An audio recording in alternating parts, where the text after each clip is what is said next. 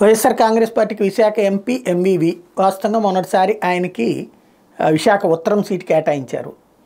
దీంతో తనని దెబ్బకొట్టడానికి అంటే తనకు వాస్తవంగా అసలు రాజకీయాలే వదిలేస్తానన్నారు. అప్పుడేది తన ఇంట్లో కొడుకు కిడ్నాపు, తన ఇంట్లో వాళ్ళని హింసించినటువంటి సంఘటనల తర్వాత బాగా విరక్తి చెందేశారు. కానీ ఆయన్ని రాజకీయాల్లో ఉంచుతా జగన్మోహన్ రెడ్డి ఆ తర్వాత మాట్లాడిపించడం, దాని తర్వాత ఆయన ప్రస్తుతం రాజకీయాల్లో కొనసాగుతున్నారు, ఎమ్మెల్యేగా రెడీ అవుతున్నారు.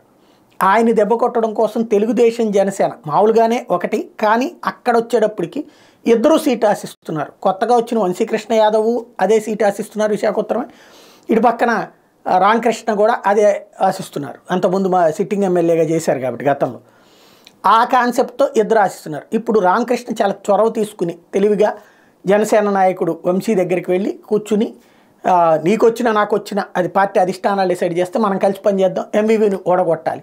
ఇద్దరూ కలిసి ప్రెస్ కాన్ఫరెన్స్ పెట్టి ఆ ముక్కని ప్రకటించడం ద్వారా రాబోయే రోజులకి సిద్ధమైపోయారు.